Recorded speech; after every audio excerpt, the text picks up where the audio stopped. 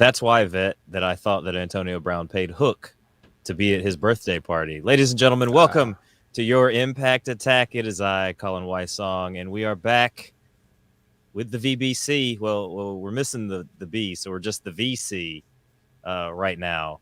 Don't call us the VC. The VC, the VSK here at Hameen Media Group and channelattitude.com. It is, like I said, it's me, Colin Wysong, and as always, to the left of me, and without the hazy camera, it is our friend. Oh, look at that. Right as we have an octopus invasion interrupting the announcement of the vet. The vet, welcome. I'm sorry I don't give you the Howard Finkel treatment like the guys do on Talking Shop. I have a terrible Fink impression. That's okay. So do they. Well, any introduction is just fine for me. I'm not a diva, as I explained on the Next Level Wrestling review. It is Big Ray that likes to put all that pomp and circumstance into the intros, and when he first suggested it to me, I was like, but then it seemed like he would get his feelings hurt if he didn't get to do a big intro for me, so I just let him do it. You know how it is. Do it. He loves it. Yeah. And the B to our VC has finally joined the stream. That man literally went. He did what I did. I literally went from work, came here and started streaming. This man was streaming and came here to stream some more with you guys tonight. Brandon, or actually the Octopus Invasion, is here tonight with his hazy camera. Ladies and gentlemen, you know what time it is. Brandon.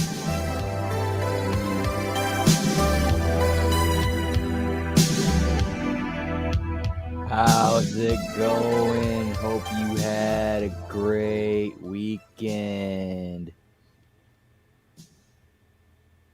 Yeah, I had a really great weekend. What about you, Vet?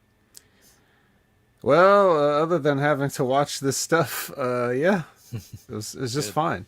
It's good. I again didn't watch the stuff. I caught the main event match though. Okay. Hard to Kill. Really, really good match. I heard the whole event as a whole was really good. I'm gonna have to go back and watch it because I want to see Moose defend the championship. Hard to Kill was definitely better than Impact. Yeah. Yes. All right. And look, in the chat we have Javi with the first Wrestle Kingdom book report of the year. I had told all you guys you had to go watch Wrestle Kingdom, and we have a full report here. Javi did his homework. What about everybody else? It was so underwhelming I didn't watch it. I don't believe that's why you didn't watch it. I can assume some other reasons. But yes. Well, surely Brandon has seen Wrestle Kingdom both nights, and he probably even watched the New Japan versus Noah pay-per-view. So I'd like to hear his thoughts on it. Vet watched. Come on now. It was an event that took place in Japan. It was a really big event for New Japan, and a lot of awesome things happened. Now I know he's lying because not that many awesome things happened. Just some kind of cool things. Well, the important thing for everybody to realize is that the Rainmaker is your champion once again. So he will carry us through this terrible era that we're living in as the IWGP World Heavyweight Champion, or as Jargo always likes to call it, the IWGP Divas Championship. It really is. It really is. How's Daryl doing in old New Japan, Vet? Well, he lives on with the fans. They're fans that bring stuffed Daryls and stuff in support. I don't really see Hiromu with Daryls as much. And shockingly, that's one of the things that was surprising about Wrestle Kingdom is that it was all set up for Hiromu to reclaim his junior heavyweight championship from El Desperado, but El Desperado retained. So kind of a strange booking choice, I'll say. But, I mean, both guys are great, so they should be fine. Yeah. So, was there any other news or anything like that happened? I think Impact Knockouts champion is going to be at the Royal Rumble. Is that something that's going on here? Something like that. And you got Moose calling out Reigns.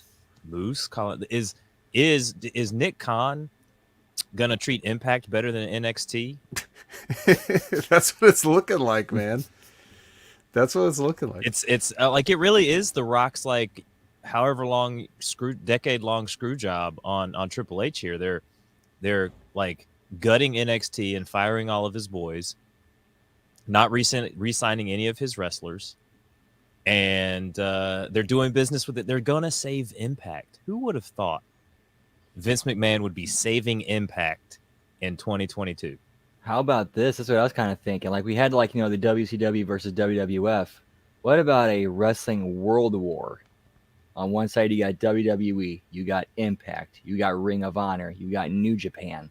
Ooh. On the other side, you got AEW, AAA, some places over in Europe, in other places in Japan, maybe Noah. I think they would probably pull New Japan as well. I don't think I see New Japan working with like Impact and WWE before I see New Japan working with AEW.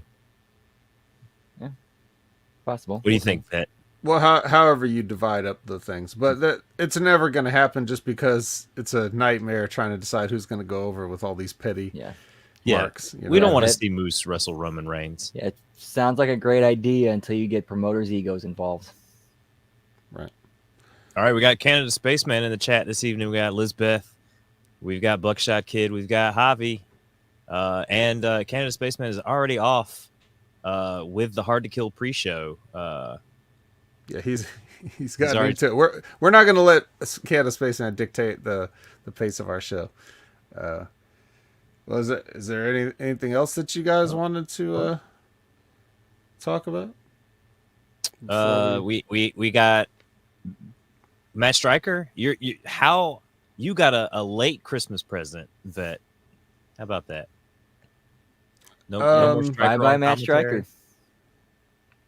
Yeah, that was a little interesting. I don't know if he did anything in particular to get released, fired, whatever you want to call it, or if this is just like his deal was up and they were like, no thanks, or... I was reading somewhere, I think they said it was job performance. They weren't happy with it. Yeah. Yeah, but you can't really... I mean, you can take that with a grain of salt. You never really know what the real deals are. TK said Big Swole was bad and then tagged a bunch of other wrestlers who are equally as terrible and if not worse. If you say job performance, right? Like that's something the kind of job performance that he had. I mean, he was there and he called the matches and he didn't do anything different than any other announcer did. So if you say job performance, that sounds like a conversation you could have had. You could have said, hey, could you do this or could you not do that or something easily fixed. You don't have to fire him if that is the case. That's why it makes me think that's just kind of like a PR cover for whatever the real deal is. Because it's like budget. I called him out for exposing the business and getting a little comfortable sometimes. Now, if that was something that they had a problem with, then they could have just said, hey, just try to ease up on the insider terms. Maybe they did. Maybe they told him multiple times and he just can't help himself. And in that case, maybe it is partially my fault because I was always calling him out on it. And the influence that we have on their show, right? So it's very possible that I cost Matt Striker a job. That was never my intention. I've been trying to cost Josh Matthews a job is what I've been trying to do. But at least he wasn't here on either of these shows. So that was Vet, I think it all stems from that time that he poked D'Lo on commentary. This was before Brendan joined us. You and I were doing the Impact. And remember, I brought up the fact that there was a point in time where he just randomly poked D'Lo, like when he made a point and just like poked D'Lo in the stomach. I think that's what it was. D'Lo like, I want that motherfucker out of here. Yeah, and then it just took several months, right? Yeah, it was a slow. It's just like the Rock's play on Triple H. D'Lo slow played, getting rid of Matt Striker, and he's bringing in a WWE guy as we're bringing in old Tom Phillips, who once texted a lady on an airplane that he couldn't wait to fuck her face. I mean, at least Tom Phillips is honest. We can trust him. Buckshot Kid says, people say Matt was drunk during Throwback Throwdown 2. You would have had to be. Yep. I wouldn't blame him for that. But he also was he was like, the character he was playing was like a punch drunk ex-hockey player. So maybe he was just method acting. I'm in character. I'm just in character. Yeah, this isn't real beer. Yeah. It's a two birds with one stone situation. You numb your own pain, and Let's then have you a little sippy poop, bud. Yeah. So, yeah, I don't know, but I didn't mind Stryker. I just wish he would ease up on a little bit of the stuff, and he didn't always do it. So I don't know.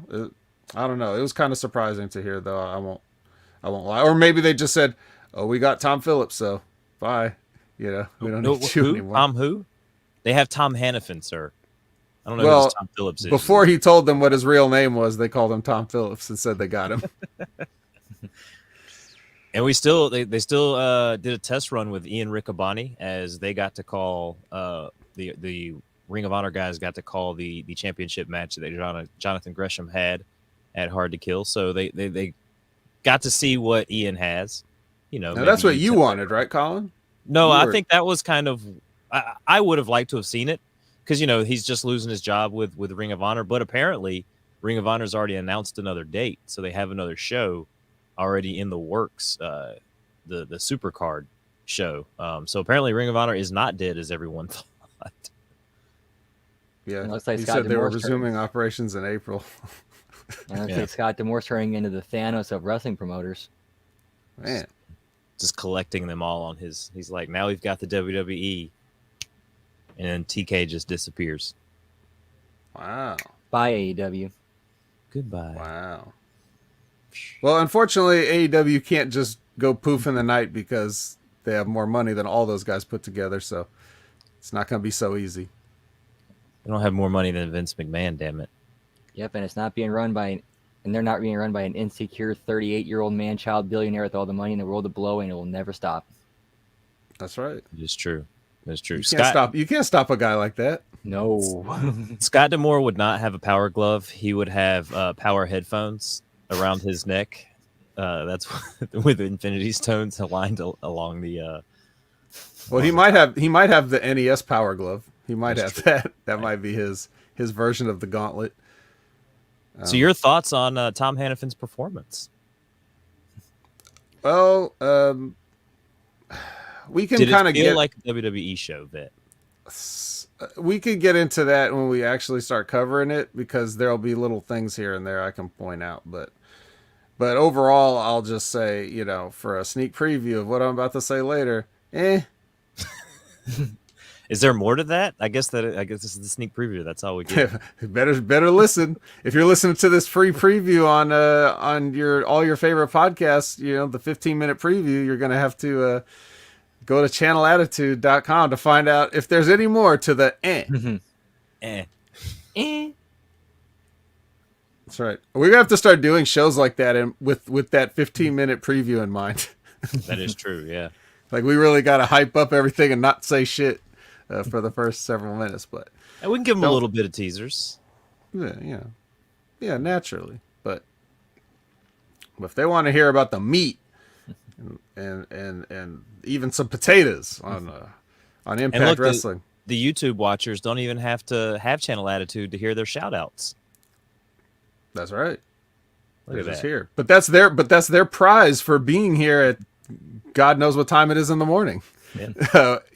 Here watching us, that they deserve, with their support, they deserve to get, a comped meal, shall we say. My favorite 4 people in A the hot world. dog and a right now. handshake, as they say. That's right. Here's your virtual handshake, kid. Thanks for showing up. Thank you. Thank you. Somehow Collins is inappropriate. Mine is It's very not professional. inappropriate. How is that? I actually had a promoter one time ask us for social security stuff and name and address for tax purposes for payday. Like, nope.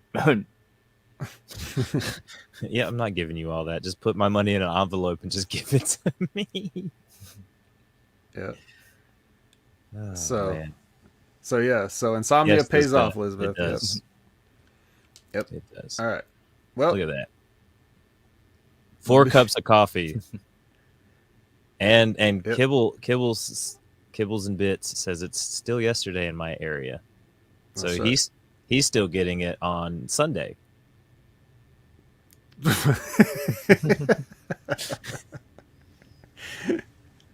Man. Well, here in the future, let me tell you, things are way different. Actually, no, wait. It'd be Monday because today is Tuesday. It's after 12. I thought you were being extra hilarious. It turns out Yeah. you just made a mistake. I just Okay. made a mistake. Because for me, this is my philosophy. It's still today.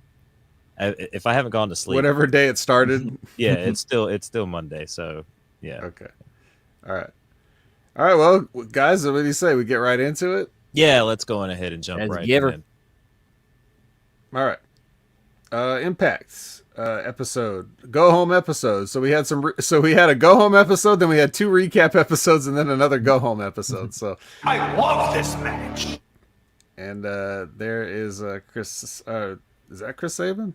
Did he say that? That is I don't Chris even remember Sabin. now. Okay. I love this match. I can't tell because it seems like there's somebody with a personality saying that, and I just, you know what I mean. So I was confused. So we're gonna get a little preview of our Ultimate X. We get Tasha Steelz, we get Lady Frost, we get Chelsea Green, who is still Chelsea Green, even though she's married to Matt Cardona. So I guess she said, "I'll pass on taking the name." And then their opponents are Jellering and Rosemary. So we got Havoc and Savannah as seconds out here for each team. I noticed Lady Frost got like a little icy screen border thing, right, Brandon? Did she like blew some snow dust or whatever, and then there was like all over the screen like a border of like ice, like snowflakes or whatever. That's something that Impact TNA's always done really well, is like giving people like unique entrances to make them stand out a little bit more. Like I remember like LAX, they came out from like they had the different entrance way. They like looked like it coming out through the streets. Yeah. Well, even though she's been here 10 minutes, she gets her own little screen graphic, so that's nice. Of course, I think that one might have been a little easy to do with creatively, just not too hard to do, just little. Yeah. Well, Vet, if they're giving her these little accoutrements, do you think they have plans for her? They must. Because they're bringing her in here and just doing this stuff. And I'm sure other people have been here for a while. I was like, how come I don't get a fancy screen graphic? Even if their gimmick would have no need for a fancy screen graphic, they would just be mad that somebody else gets them. That's wrestling. Jordan Grace. Yeah. Is that who you're Like talking about? yeah, like with Lady Frost, like it works for her. It makes sense. It enhances her. Right. And she needs enhancement because let me tell you something. As I'm watching this, holy shit. I never said she was the best, but there was a spot where she went to go for a low drop kick. I think it was on Tasha, or no, it was Rachel maybe. So she went to go for a low drop kick, you know, and then and Rachel moves, right? Like the spot is they're doing one of those like RVD Jerry Lynn style spots the best that they can, where they're both trying moves and the other person's countering and dodging and stuff like that. So Lady Frost goes for the low drop kick, and they're supposed to do the pose where they just look at each other. But on the low drop kick, even though she was supposed to miss and she did miss, she slapped her leg. So I don't know how many of you guys caught that. I rewound it just to make sure. My advice to Lady Frost, because she's definitely new in the business and she looks the part. She's extremely small, but whatever, it doesn't matter. She's got her gimmick. She's got everything that she wants to, she wants to present. She's got all that laid out. Now, the only thing she needs to work on is being a wrestler, not mimicking one or pretending you're one. Actually be one. Put the work in and make this shit look real, because it looks like whenever she's in the ring, she looks like she's doing a parody of wrestling. You know how like when you mess around with your friends and like just fake wrestle and do the fake elbows when you see each other and do the fake chops and stuff, and like we're not, that's what her wrestling looks like. So you just have to like really make it just a little bit more, tighten it up, Clean. okay, and don't slap your leg on stuff that you're not supposed to hit. Or, a good practice would be to never do it and just let your work speak for itself. I was always taught with the leg slapping. It's at the end of a sequence for the big strike. Mm-hmm. If you're a new listener, and try to hide it. Don't blatantly like lift your arm up and slap it down like you know what I mean? It's like, I mean, you even see it in promo pics now. Like you can clearly see like the hand going up right to the sly. right. And if you're a new listener to the show, there's a few things that the vet hates in a match, and if it's hair brushing, chin locks, and slapping your leg when it's not necessary. Yes. The chin locks, though, just as a a modifier here, I don't like them when they're not needed. That's what I don't like. You can certainly apply one time. And the best time that you need a headlock is when you need a rest. But even then, you're still selling it. You're still working it. Don't put that over Brandon. He's trolling. If you grab a chin lock because you need a rest, get out of the business. Get out of the fucking business. Look, Kibbles and Bits said they chopped each other for real, though. I mean, but he knows what I mean. Like I had a friend that worked that I worked with, and he would come up and like put me in like a fake, arm ringer and stuff, and he would over exaggerate doing it, just joking around, So it was just kind of like Kenny Omega, but or Coach Omega, sorry. But that's really all I had for this match. It was just a 6-person tag to promote the Ultimate X. Brandon, did you have any other notes or? I just thought it was kind of weird, like how they're having the heels do the dives to the outside. That was awkward. It's usually the babyface spot. Anybody can do it now. Dives for everyone, on everyone, by everyone, for everyone. This whole match was just dives. It's like, let's all stand in a. The Constitution of Dives. It does felt like one of those matches. It was just like moves. Okay, finish. It's like you want much like our 15-minute preview. We should be not giving away everything we're about to do in this match. That's all about high risk danger. Maybe we shouldn't do it here. Maybe this is just to let everybody know who's in the match and just kind of take it easy. Maybe don't hurt yourself before the biggest match that you're ever about to have.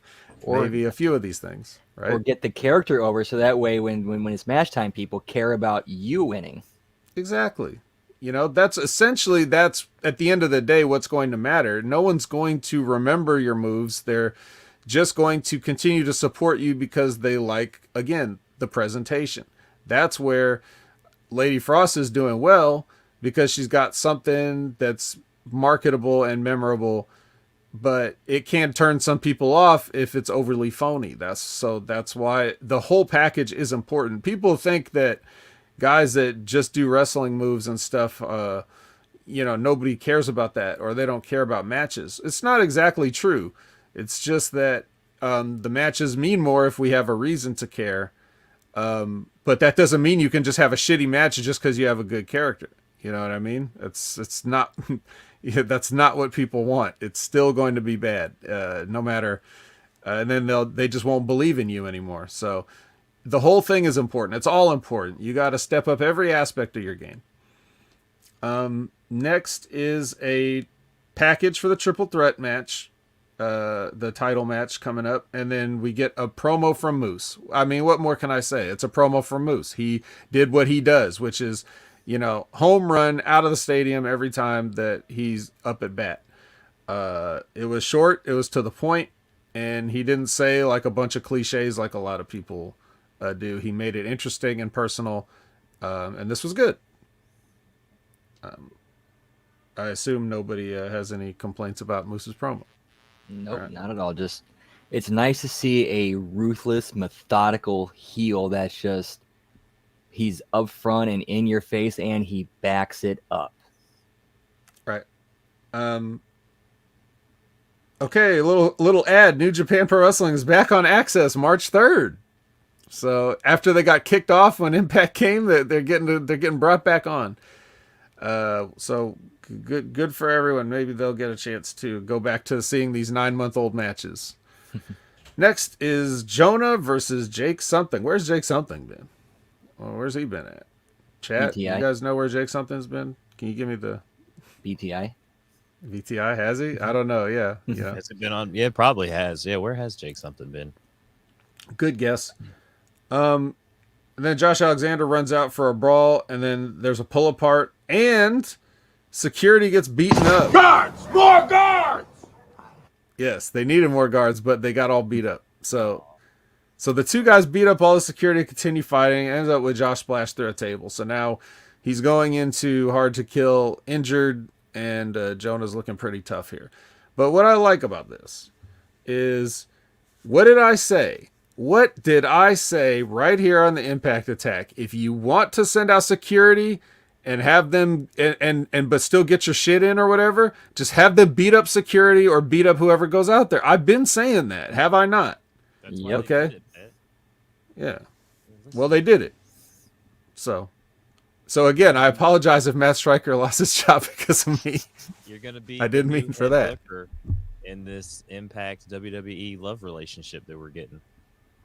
Oh, well, we'll see. See what happens. But yeah. So like that was my main takeaway from this. But there was something later that kind of called back to it, and it was another mistake in my opinion. But yeah, this was really just to advance to get people ready for this pay-per-view. So nice to see Jake Something again. I guess he definitely looks like something. Brandon, any other notes or? That's what I thought it could have been bit more of a dominating squash for Jonah instead of giving Jake a little bit more offense than I thought he should have got in there. Well, is it more offense than you thought Jake Something should have got, or do you think they could have just gave Jonah somebody else?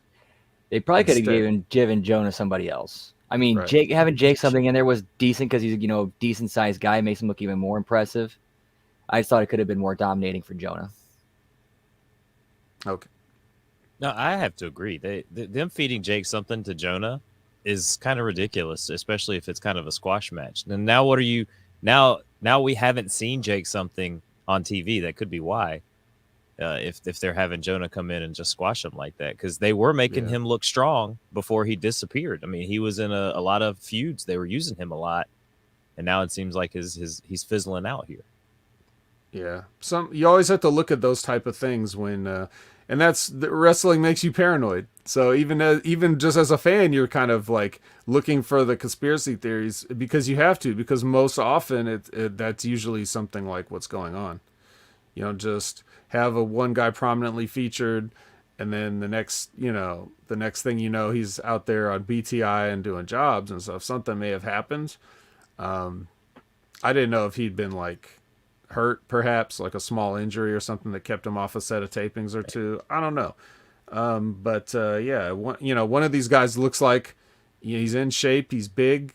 Looks like a wrestler, and the other guy, like I would take him in a fight at the Golden Corral line, but One guy tried to take on Toho. Right. Well, he's not gonna win that. The guy's not even tall for Japan, so you know what I mean. When you see a guy like Jake Something out there with him, but anyway, then we get a package for Mickey and Deanna, just catching everybody up. Then we get the big debut of Masha Slamovich. I don't have versus, any. I can speak Russian in this segment for the rest of the time while Moshe Slemovich, you talk about her. I will talk Russian.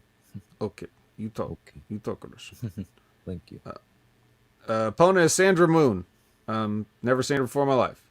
She was getting her steps in, for steps for the day in the corner while she was waiting for this entrance to come out. Right. This was quick and brutal. Maybe kind of what you were hoping for Jonah to get, but we gave it to Masha here. And she looked better than the last time I seen her, so maybe give her a few more of these Sandra Moons. Any other thoughts? Yeah, just quick little showcase. Let everybody know who she is. Get some moves over. It definitely took longer for her to get that hair than this match, right? Hey, you be yeah. nice. You be nice about her hair bit. You don't talk about her hair like that. What Brendan, did I say? Brendan, what did you like her hair? I thought her hair was kind of cool. Yeah, see. Well, I say it take a long time. Yeah, you say just on the time. I just that's all. say it complicate. You know. Yeah. See. See. Duh. Oh, see. See. Yeah, all right. So yeah, it's just enough to give you a little. Guys, if you're not watching on Channel Attitude, Colin just Jennifer did Lopez the just showed up. Lopez Lopez taco flavor kisses. for my vet. Vet splooge. All right. Look, Justin is tuning in at the worst possible time. Justin, you're here for the Impact Attack. And we got Jennifer Lopez joining us. Jennifer Lopez That's showing right. up. And yeah, Jennifer Lopez, Russian accents, everything. This is the perfect time to sign up for channelattitude.com. In any case, back to being totally serious. We've got a Burt Macklin promo. Yes.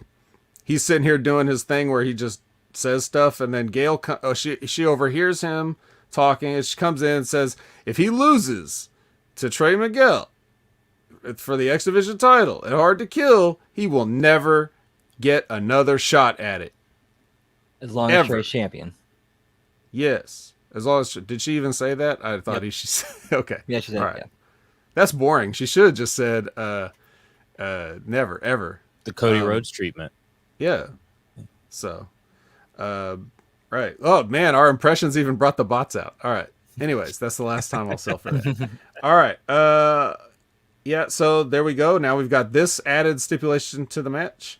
Then we get Matt and Chelsea with Gia. No music underneath. Everything seems okay with them. She's fine with getting hit in the head with the chair. She's fine after getting hit with the chair. I mean, everything's good. They just say how it's a big night for both of them, and they're worried about each other, and they're going to do it, and they're always ready, and other stuff. What they're going to do? What? They're going to win their respective matches at the Hard to Kill. They're going to make it. They're going to do it. Okay, you know, you they're going said to get it something done. completely different there, Bet. Well, you heard something completely different. No, I think everyone listening on channelattitude.com heard what you said there, Bet. Don't you try to pull one over on me, sir. All right, fine. I said that Matt and Chelsea were going to have sex right there, a live sex celebration in the Impact Zone. That's what I said. There we go. Thank All you. right, Brandon, what were your thoughts on the live sex celebration? Man, I honestly don't remember it. I remember it was I bet Ric Flair of all people would interrupt it. Is that what happened? Yep. All right. Yeah, well, you know, that was that. Kibbles and Bits saying, I kind of missed the background music now. The hell with you, Kibbles and Bits. That was my thing. I got rid of it personally. Everybody knows that. It's not coming back. So then we get a match: Deonna Purrazzo versus Mercedes Martinez. This is kind of there's your music, Kibbles and Bits. Okay, we have it here still, because Colin is a troll. Yeah, so Mickey's out on commentary for this match, but this is kind of a decent match. They just kind of threw it in there. Did they talk about having this match before? Is this advertised in any way? Might have been hyped in the beginning of the show, but I don't think it was actually like beforehand. I think other than that. Yeah, people are just showing up, and Deonna's just gonna have a match with Mercedes Martinez. All right, so Mickey's out there. They had their match. Deonna goes over, just like everybody does on Mercedes Martinez eventually, and then they get their little stare down after. So it's only a stare down because they're not allowed to touch each other because of the clause in the contract, the no contact clause. Do you have any comments for me saying they're not allowed to touch each other, Colin? No, you're good. You're good. You didn't say anything Sure? innuendo-y. Okay. So yeah, this is but this works because I'm really tired of seeing people getting physical, violent, and stuff before the match. It's like, okay, now we've had this physical violence, and now you want me to watch another match. So, you know, it's especially when you're trying to get people to spend money. I like this approach, even though they had to put a clause on it just to get it to be, you know, no physicality. It ends up working out, so that was cool. Any other thoughts, Brandon, on this little dealie? I thought Mickey's top looked amazing. just par for course now, isn't it? When has we ever said that Mickey's come out looking like a trash bag? Never. Okay. She's always looking amazing. All right. Seems like So- that stare down segment was a little softcore country. Softcore country. That's right. This is Yeah. late night showtime. Yeah. So Buckshot says he found out on the weekend Deanna and Maclet are a couple. I think I mentioned that very briefly on one of these shows. Oh. I was like, oh, that's why he works here. Be So, nice. well, just saying, she was there first. So next we get All About I, which is kind of like All About Me, only featuring the Inspiration. Inspiration And Jay with an I. and Jay with an I. This and then of course the real the influence shows up and they start going at each other. This was a lot of noise. Like there was a lot of high pitched shrieking that I couldn't really tell what anybody was saying. Like maybe I just don't have that dog level of hearing that I can hear this this sonic frequency. But I don't know, Brandon, did you make any of it out? I don't know if you caught anything. I mean, some bits were funny, but it's basically just kind of like, cats screeching. There was Tennille said something funny, but I forgot now and I didn't write it down. Yeah, she's getting some good lines in there. Yeah. There's some good stuff that these guys can do and have done, but this wasn't quite it. What are you looking at, Colin? You said it looked like you want to say something. No, just what Elizabeth said. She's a human. chick. And she can't She's a even hear human that. chick, not Yeah, a chicken chick. She's a human chick. Well, Candace Baseman said that. Yeah, that was pretty funny too. There's a part where they're trying to actually like physically remove the belts from the Inspiration's waist. Yes, just grabbed at it and started pulling it and started screaming. So, all right, moving on to more serious matters. Josh Alexander's on a trainer's table, being looked at after that horrific splash that he suffered through a table. Where's Dr. Cadaver here is what that was my note, because there was some other guy looking at him like, who are you, mister? Yep. And moving on, we get Ace and Madman versus Swinger and Hernandez. Yep, we'll just have the Rib tag team just make a random appearance here. Let's do that. I guess. Well, I don't think it's too surprising that Ace and Madman Fulton go over in this match, but after, for some reason, they decide to break Hernandaddy's arm. What's up with that, Daddy? That's not cool. That's not that cool, Daddy. What did he do that for? For Hernandaddy? Why? Yeah, what did Hernandaddy do to deserve that? I don't know. They just had a regular match. There's obviously no heat between these guys. It's like, what? Did I miss something? Is this one of those deep storytelling things where way back when Ace Austin said something back in Swingers Palace and it irritated Hernandez or something Give him like too this? much credit that Well, I'm just getting out in front of it before somebody maybe in the they're chat starting corrects me. storylines. Just saying. I'm just giving. I mean, you just do know giving- you're head booker of Impact, but it's really nice that you're playing like you don't know what's going to happen. Yeah, he sold that pretty damn funny. Yeah. All right. Next is Morrissey with Gia. No music underneath. He's been alone and he's going to stay alone. That's basically what I got out of this promo. A lot of talk about being alone. So. Did I miss Apparently, according to Kibbles and Bits, Vet, it was just cause. anything? Okay. Not just cause? Just 'Cause that's cause. different. Just cause. I like though he put a little bit of his own little reality into that promo when he mentioned being at the bottom and having to climb his way out of a hole. As far as his mental health issues. Oh. Okay. Yeah, I mean, I could see that. He definitely, I think, underplays the fact that or he overplays the fact they had no support. I'm sure he had some support from some people, and some of it public. Yeah, so I'm sure he's just milking it for the character and the gimmick for the show. What do you think? Right. What do you think about them trying to save money by not having him on TV, according to Buckshot Kid. Well, why don't they just do what they usually do and just run a regular episode then? I mean, what?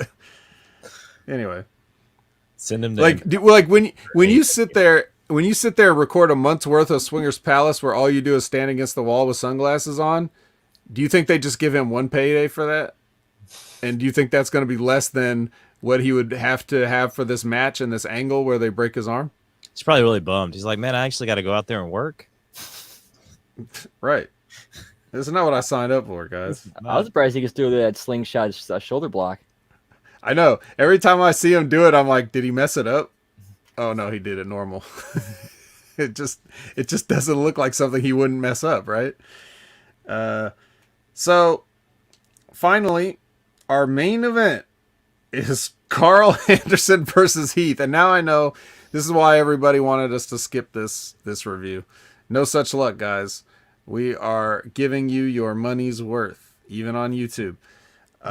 Carl versus Heath.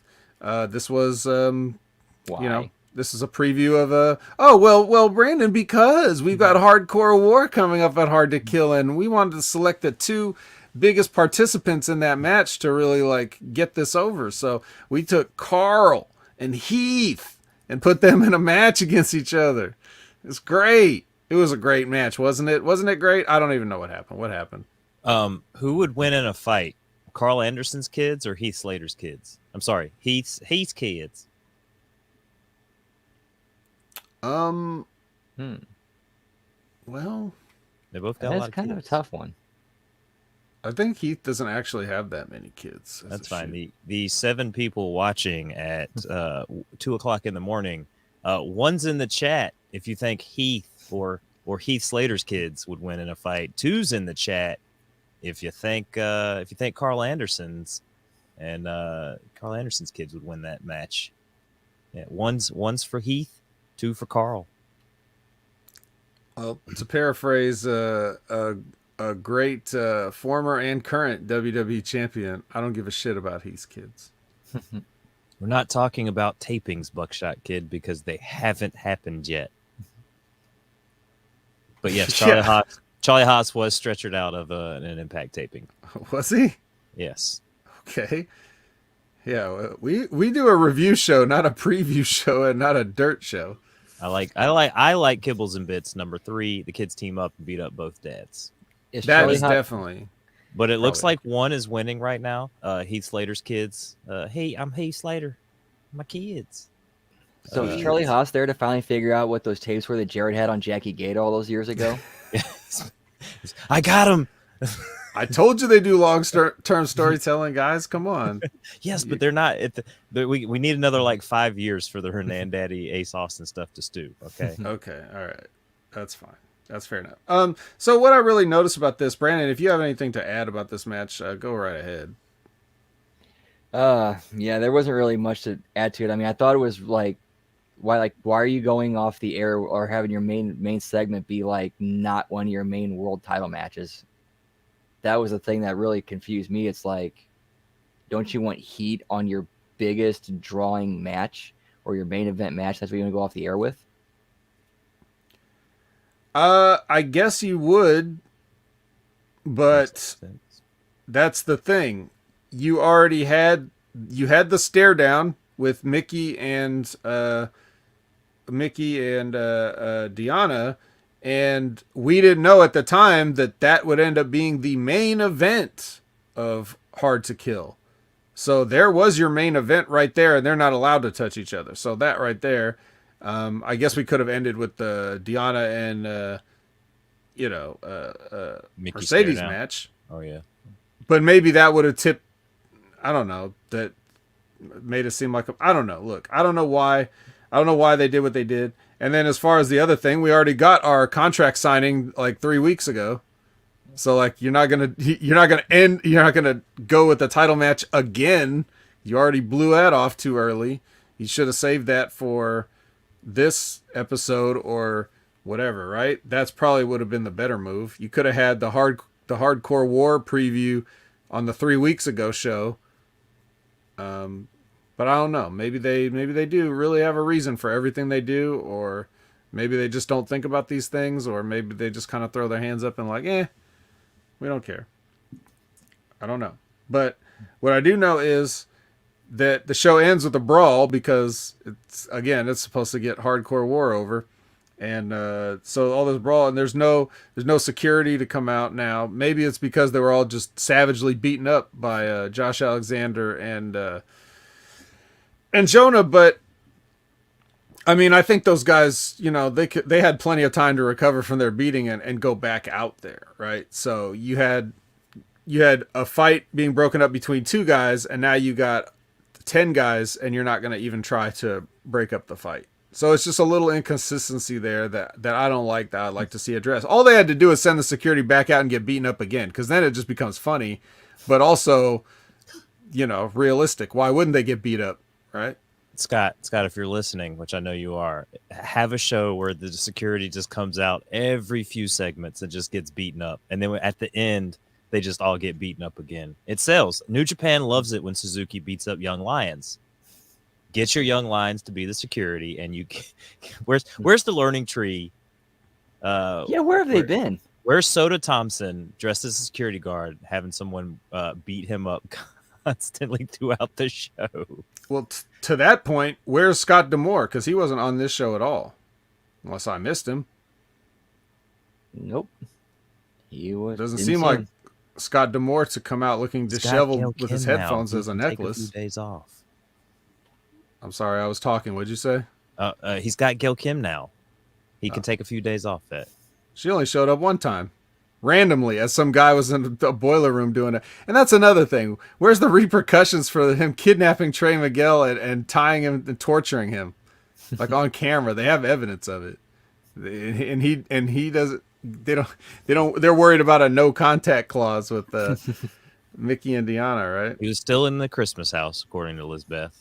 Oh, and then, yeah. Or he was locked behind the forbidden door, which is true because it was unlocked this weekend. So maybe Nick Khan locked old Scott D'Amore up. Maybe. Well, that leads us into the Hard to Kill pay-per-view.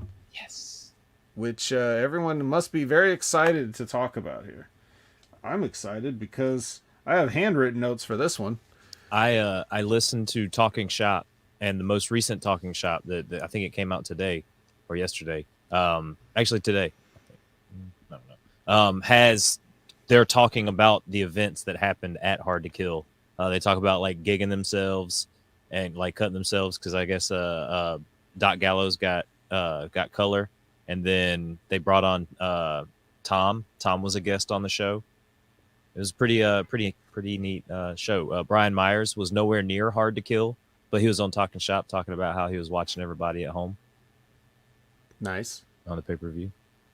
It's a very good show. Check it out. Talking Shop. They talk about the hardcore war match. Yeah, if you don't get enough of the Good Brothers just from barely seeing them at all, then by all means, add a podcast to it. I put my ears in a chin lock, Vet. I can understand. All right. Well, let's dive in. Let's us talk about it. Don't worry about Talking Shop. We're Impact Attack. We're going to talk about it. And we're not going to do any silly voices or get drunk or, well, maybe you guys can get drunk. I don't know what's in those bottles right there. So they do a little opening promo thing. Everyone's hard to kill. They're all saying how hard to kill they are and everything like that. And then we kick off the show with the Ultimate X Women's match. So you asked about what I think about Tom Hannafin on commentary, right? This match isn't even 5 minutes old, and he's already WWE splaining everything. Oh man! In this match, he's like, there's no DQs and no countouts. Yeah, there's no pins or submission either, idiot. This is an Ultimate X match. You have to climb and grab a big stupid X to win. And you would think, sorry, Bet, you would think he's done ladder matches before, so you would think he already kind of gets the gist of like, hey, yeah. I have to go up here and grab this briefcase down, and I've won the match. Right.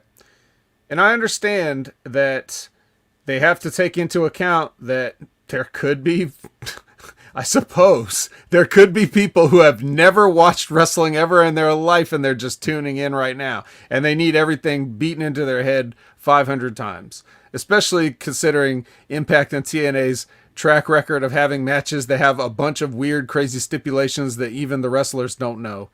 You want to try to grab somebody on the street and explain to them the King of the Mountain match, be my guest. But anyway, but this is what they constantly do. It's like it's almost like a Stockholm syndrome. Like he took everything that they drilled into him and he just regurgitates it here on Impact, which, not gonna lie, Josh Matthews does the same thing too, but he's so much fresher out of it, and so you get a lot of that. It's so many times during the show, him saying stuff like, "Oh, this is all perfectly legal." Like you don't ever have to say that phrase. Like people get it. That if there is that first time watcher that's never seen pro wrestling before, they're not at home like, I don't know, is that legal? Are they like the Nemoidians from Star Wars Episode 1? My lord, is that legal? Like what? Come on. You don't have to keep saying that, but he keeps saying it. Anyway, my only note on this is I really don't see why Rosemary can't just teleport up to the X and win. So this whole thing is bullshit anyways. And Tasha Steelz wins. The end. Brandon? Yeah, that was kind of weird. That kind of odd choice of having Tasha Steelz win. What's that? Well, Spaceman talking about her Sergeant Pepper's outfit looking pretty snazzy. It's yeah, it did. Yeah, Chelsea's ring gear looked great. So did Alicia's, and I thought it was weird that like before the match even starts, that "This is awesome" chant. Like, come on. They're talking about the moment, for the ladies. The ladies have worked so hard and come so far to like climb up and shimmy across a rope and fall down. Like that is what they've been working their whole career to achieve. And what's the prize? A big red X. Yes, which you can then trade for a title shot.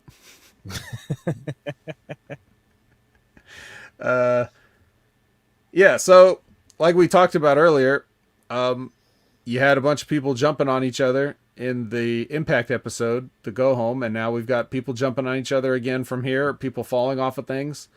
There was some bumps that definitely looked ugly and I wouldn't have wanted to do. Somebody was doing the spot where they were hanging from the ropes and got speared, and they took a front bump somehow. They were too scared to take the back bump, so they took a face bump. I want to say it might have been Rosemary. I want to say that gave the spear. Yeah, Rosemary, I think, gave the spear. And was it Tasha that took it? I don't remember. I just don't remember. But I do remember thinking like, yeah, I understand that. Like I wouldn't want to go back first, in this shit and get crippled. So yeah, so just little things like that, but I guess they all worked hard, and I'm not gonna beat them up too much for it because I'm sure they're beat up. Chelsea Green took the spear. Thank you. Yeah, she's like, I'm not gonna. So I already break stuff all the time. I'm not gonna, I'm gonna control this as much as possible. Or that could have just been one of those things in the moment where you're like, what am I doing? Why am I taking a front bump? Like that just do you ever do this, guys, Colin? Like you're getting older, you know how it is where you're just like, you'll do something physically and you're just like, why did I do that? Like you're doing, you just watch yourself do it. It's almost like an out of body experience. Like if you ever like were drinking, like you have like an empty soda can and your house keys in your hand when you walk in the house and you throw your house keys in the trash and you're just like, why'd I do that? Maybe it was one of those. Who knows? But yeah, that's all I got. If there's anything else you'd like to add, Brandon? No, I mean a good little, good opening match. I mean, I think it's the best match to open the show with, and I think one of the right choices went over. Who are some other right choices you think? I would be probably either Rosemary or Jordan. Okay. Not Chelsea? Are you trying to like overcompensate for your bias? Are you saying that Chelsea can't be a champion, a challenger? No, but like not yet. Like where her character's at, where her story's at, not at this time. Right. So Probably what plans too do you concussed think from they that have chair for shot. Tasha Steeles? What? What plans do you think they have for Tasha Steeles? Might Mike ever have a run at Mickey? Yeah, I mean, Mickey needs opponents, so yeah. And plus, it'd be kind of a good opportunity for Tasha to see how she would get like in a spot like that. I think Tasha would be fine in the spot. I agree. I mean, she's still got to tighten up some of her work because she does a lot of like ignoring the fact that she's extremely tiny. And a lot of these women, even though they're not very big, are still bigger than her. So I'd just like to see her work on that. But other than that, I got no problem with it. She could certainly carry it off on the mic. So I think her and Mickey James would be fun, especially having Savannah as the heater there. You know, she can beat up Matthew Ray. No, never mind. Okay. Sure. So, yeah. Okay, so after this, we get a movie trailer for The Free Fall. You guys excited to see The Free Fall? Just as excited as I was to see Dear Evan Hansen. Oh. How excited was that? Not at all. Oh, all right. Just checking. The announcers do their little card rundown thing, and I was like, are these guys mic'd to the house? I think they were mic'd to the house for these things. Because I think during the pre-show, which actually I did watch. I did watch the pre-show. So I can go over just a couple little things real quick. Jake Something did go over Madman Fulton in this pre-show. Okay, so there's something for something. And then they had a 4-way match with Ace Austin, Laredo Kid, Chris Bay, and Speedball Mike Bailey making his debut. And Mike Bailey picks up the win. But I noticed that in the match, or in the first time the announcers get the on camera at the desk, Todd, as like he leans back and asks like the audience like how how you guys are doing or whatever, like are you guys excited or something like that, and they all answer him. So I could hear the echo in the arena. So I think for these segments, these little bits, they mic'd the announcers so that everyone could hear them. Okay, and Buckshot Kid confirms. So yeah. Let's see. Next, I believe, is the Mickey pre-tape promo. And then we go to a Deanna interview backstage with Gia. Gail Kim says, we all know about the no contact clause getting lifted for tonight. But if Matthew Raywalt tries to interfere or anything, he will be fired. Straight up. So, there we go. And right off that, we go into Burt Macklin versus Trey Miguel. Let's see. For this special event, Macklin has a jacket, and Trey has a tagging crew. Even with the 3 guys, they still didn't quite have the timing on the spray paint. They were just a little bit behind. So, but maybe closer than they had been in the past. So, we're taking steps to get there. Yeah, they're listening. They're listening. You're right. Yeah, they're tired of hearing you complain about it. And the other 2 guys just fucked off. Like they had 2 random guys come in to help him with the tag, and then they just go their separate ways. And then so we got the match. So I'm gonna say this. This match actually had a build. Like whatever we thought of it, they've been building to this match. And I haven't been very nice to these guys or this build or any of the stuff surrounding it. So I will be nice now. Besides a couple of dangerous looking like borderline reckless things that they did here, these 2 guys had a good match. Like, it was a good match for anybody. It was a good match for any company. They showed that the build up that they got was deserved, because it enhanced this match somewhat. Now you not just have another match where you're throwing two guys in there to have a match. Now you've seen this enough, and even if it's been stupid sometimes, it's given the match enough gravitas to where now you're a little bit more invested in the outcome. So that means that these guys had to live up to it by not just doing a bunch of moves or, to actually put a good match together. I thought they did it. It doesn't matter if I don't care about either one of these guys personally. It doesn't matter if I see better matches than this on a regular basis. I'm not taking anything away from them. These guys had what I would consider to be a good match. Of course, there's things they could have done, but it was a good match. What do you think? I agree. One thing I'm noticing, like, they're kind of like dropping bits and pieces of Macklin's military background. Like, why not lean more into that? Like something happened there that's why he's the way he is. And that's, drives his motivations. You're talking about Macklin being, why is he crazy? I mean, yeah, I think it's pretty obvious, but they just don't want to come out and say it, that he's shell shocked. That they don't want to come out and use those terms because it's like a little bit sensitive issue for some people. So, but the hints are there, I mean, if you don't have no problem writing tag him and bag him on your jacket, I guess you should be fine doing whatever, right? So, I mean, I get why he is the way he is, but are you saying you want to see them actually make up some fake stories about things that happen so that they can give him an excuse to be like that? Well, I mean, just, just maybe not fake, but just something, a little more background, like of specifics.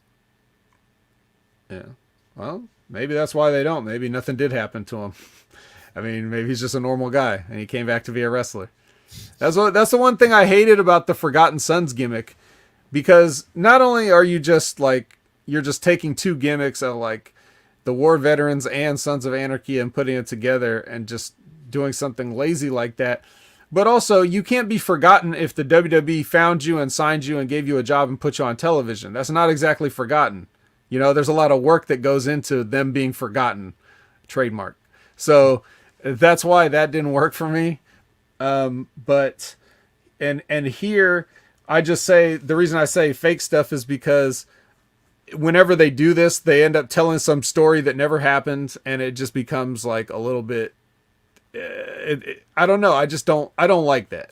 Just because of that reason of like, there are people out there who experience real trauma and things like that. And so to trivialize it for pro wrestling, I think we're beyond that. Maybe if this was back when everybody still thought this shit was real, it'd be different. But since everything is so blatantly fake and we got teleporting and stuff, like, I don't want to insult real, veterans and things like that by trying to like play up too much of the drama. Now, if he's got a real story and he wants to tell it, they could do that. But isn't that then Brandon going to give him sympathy and be against the character that he's trying to play?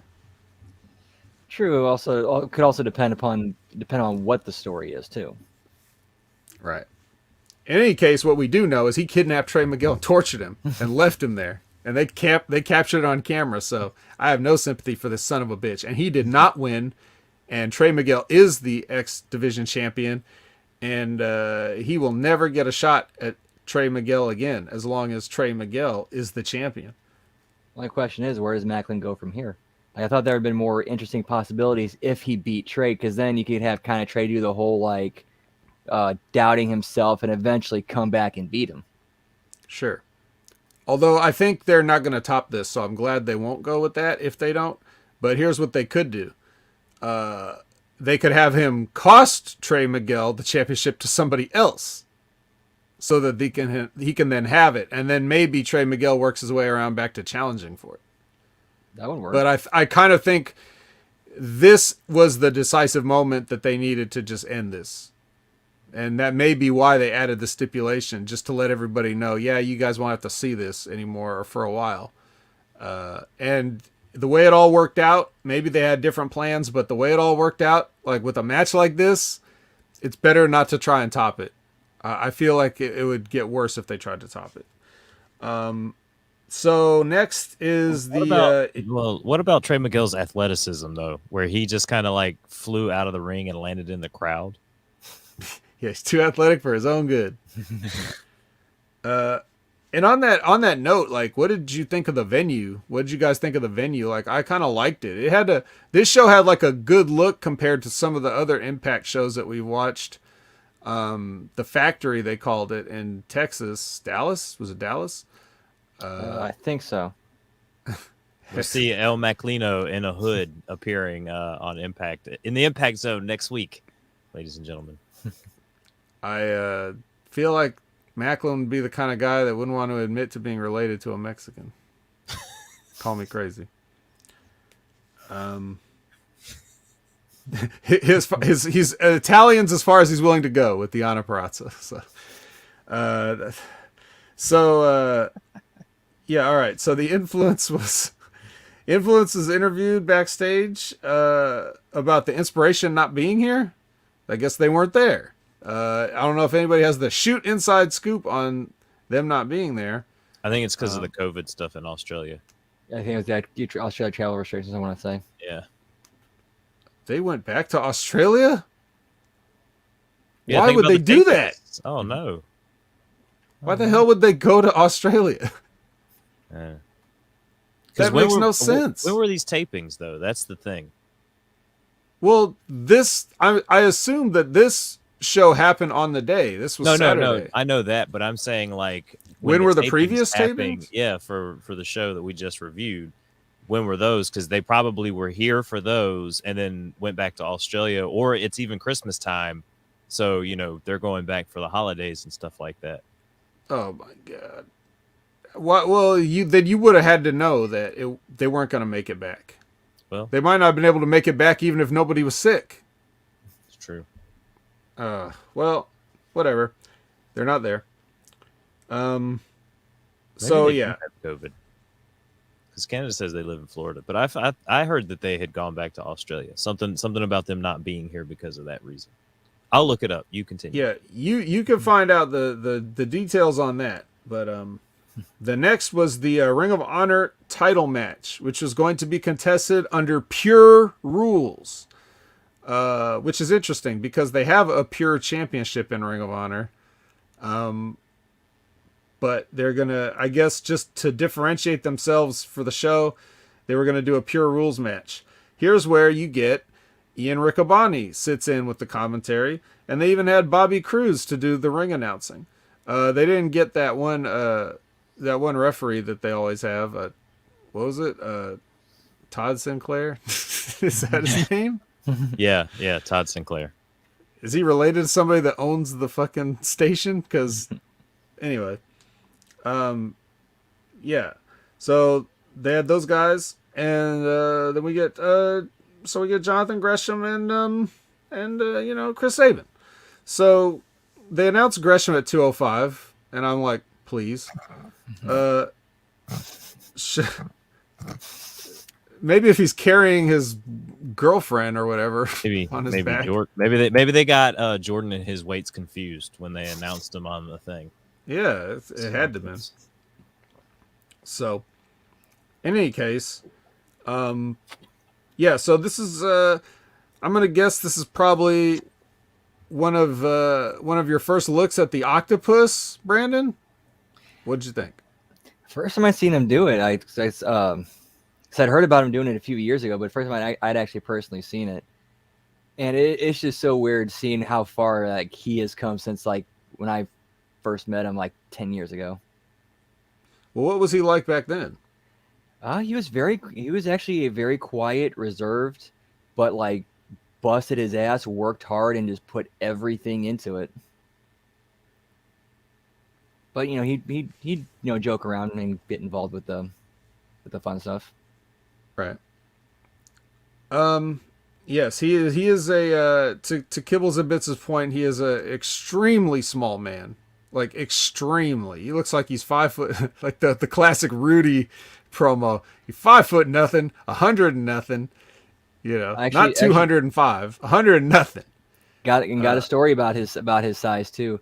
So there was one time where we were driving from St. Louis to Atlanta. It was me, 3 dudes who were huge, Jordan and Gresham. We all had to pile into my Kia Rio. And so how we did it was we had the 2 up front, 3 of us in the back, and then every once in a while Jordan and Gresham were swapping who sat on everybody's lap in the back. That's funny. Yeah. Well, he's an octopus now, so he comes out and he does his thing with his flag and his mask and everything, and they get into it. Shockingly, Saban loses. I don't know how this happened. This is Chris Saban we're talking about. He's basically Goldberg 98, and he lost to Jonathan Gresham here, and maybe it was the pure rules that confused him. But yeah, it was a nice little match. It was a good match. I thought this was also a good match. So now we've had like 1 car crash and 2 good matches in a row. So no, the answer is no, they are not. Go ahead and block any of them that you like, Colin.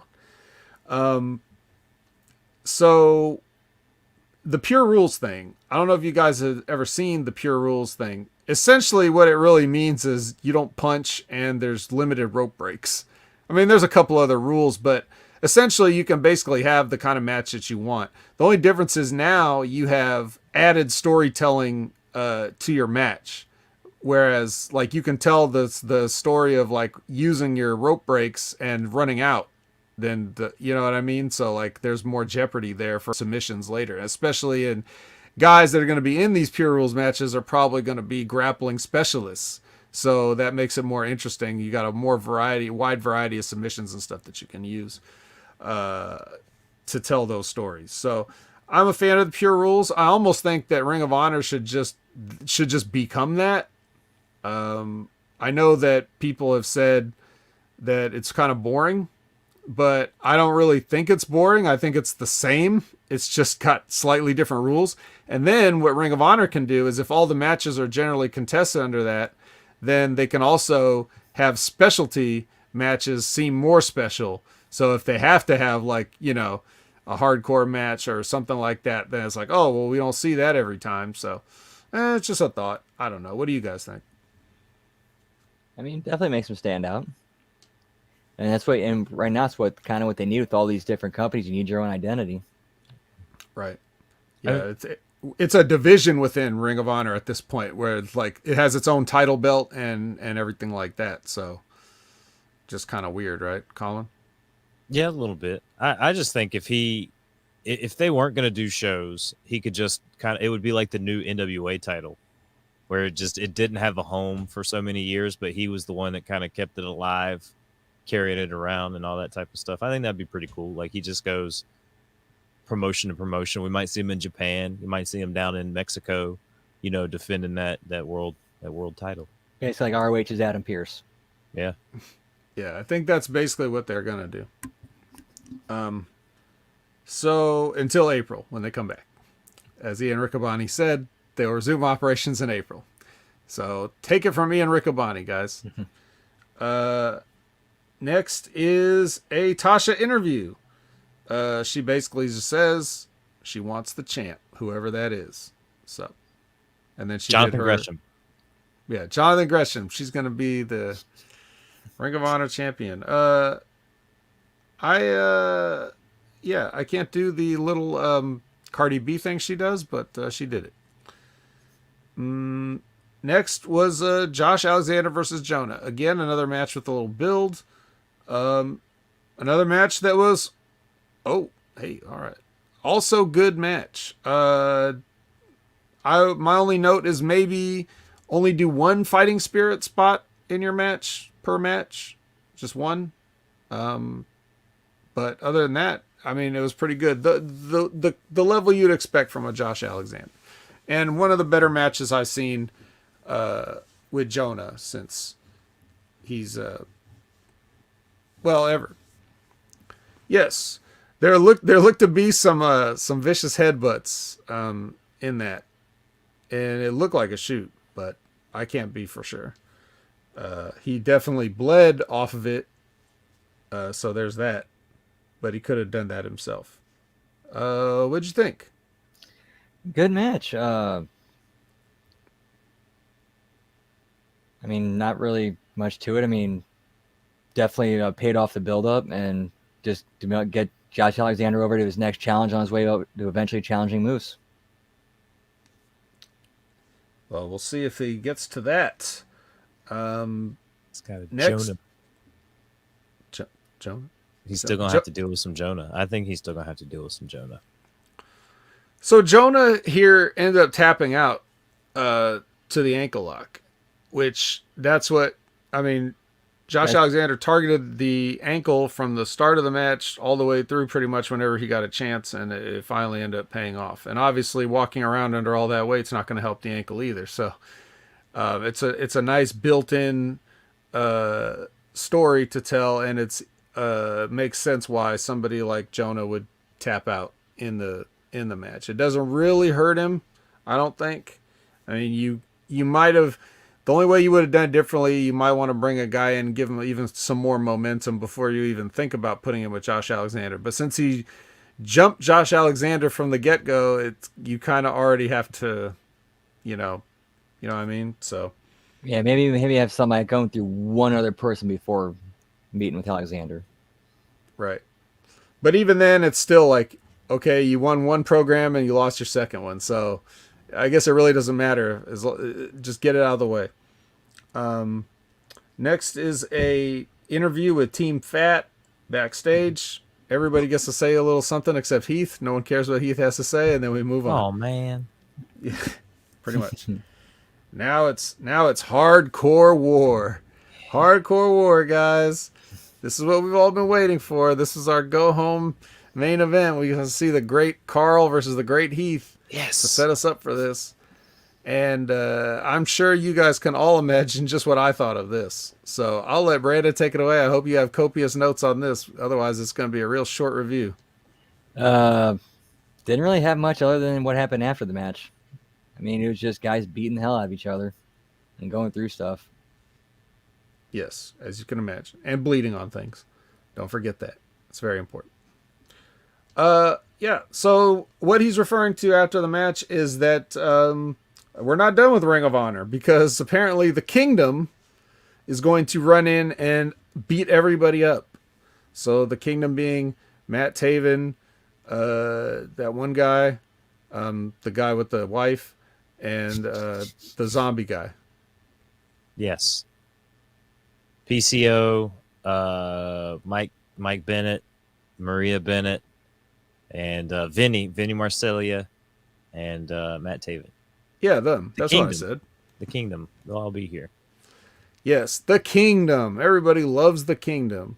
Well, except some people. And they didn't have I mean, they had the OG Kingdom. Isn't that what the OGK stands for?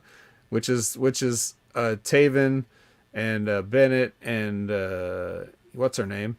But then Maria, yeah, Maria Kanellis, and then they brought in a new Kingdom with Vinny Marsalia and TK O'Reilly. Well, I guess TK O'Reilly's out, so PCO for some reason had nothing to do with any of these guys ever, to my knowledge, but he's here. So it's kind of like a mini Ring of Honor invasion, but really just this one group. Oh, they played it off and sold it on commentary like as or they asked the question was this called by ROH or are these guys acting on their own? Right. Well, I don't know. All I know is I don't care about any of these people. Maybe Maria, depending on what she's wearing. But the rest. Afterwards, Gia asks Scott D'Amore backstage if he knew anything about this, which he says he didn't. So somebody went into business for themselves. Scott dropping the ball. Scott's dropping the ball.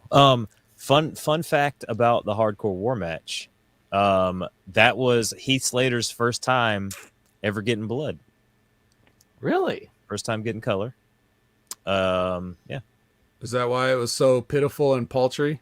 Yeah, It looked like somebody smeared part of a hamburger on his head. So That's what it looked like. they talk about it, like I said, in Talking Shop, and Luke Gallows is talking about how he blades, and could be interesting for the two of you to talk about this because they actually talk about one guy was bored and actually had a class on blading, right? So Gallows says that he's an across the head kind of guy, go with the lines on the forehead, right? Heath tried to do the poke and twist. And so I guess he didn't go down far enough to like poke in with the blade and twist it to cut himself open. But I guess Gallows cut himself well enough that he got a lot of blood. Like Gallows was like, yeah, I was bleeding pretty good. But they were making fun of Heath because Heath didn't have a very like I guess how he did it, he wasn't bleeding all that well. Is that what? I mean, that must be it. That must be it. Why he didn't have that much blood, because he was probably afraid to do it first time. What about your experiences with that type of thing? I never had the opportunity to. I never really had the need to blade, or the situation never called for it. Yeah, for the both of you, pretty much. Yeah, I don't know. But that's the thing. You don't if it is a poke and twist, you don't just poke and then twist it. You still have to drag it some way. You can't just stab yourself and start corkscrewing. Yeah, why don't you use a corkscrew for that? You don't need to make a blade. Just get a wine bottle opener. That's fine. Yeah, I mean, just get with the wings on it too. And just twist it out. Oh my god, that would be hilarious. Yeah. So anyway, that was that. Next is the triple threat match. So, not the main event. But is that a more commentary on Moose's championship run? No, I think it's more so commentary on Mickey's legendary career. The fact that she would main event something like this and what she did with Empowered in 2021. This match probably, let's be honest, match went straight to the top the minute she got that invitation to the Rumble, didn't it? Yeah, of course. This was going to be middle of the card. And then they were like, oh, WWE, we could say them on TV. All right. Let's main event. Mickey, you're in the main event. You see that happening, right? I totally see that happening. But got we're the talking Moorhead about, set off. We're talking about this.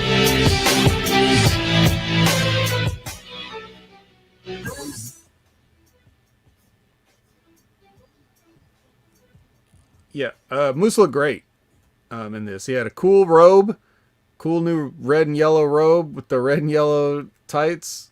Not Hulk Hogan, but just still red and yellow. Harlem Heat. Yeah, a little bit more Harlem Heat. Boy, everybody loves Harlem Heat down at Impact, don't they? If they make it to the show. And Moose made it to the show, though. And like I said, this was, he looks like he's from a different, better promotion here. But Matt Cardona's no slouch, and W. Morrissey certainly no slouch. These guys are big. These are three big slabs of meat that came to collide. Put your meat on my meat.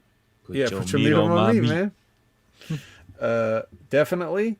And so they're gonna get it on here. So any innuendos, Colin? No. Okay, get it on. No, the meat on that's all. The innuendo you need. That's all you need, right? Meat you can on say meat. anything after that. Yeah, meat on meat. Yeah, put your meat on my meat. Come on, vet. Okay.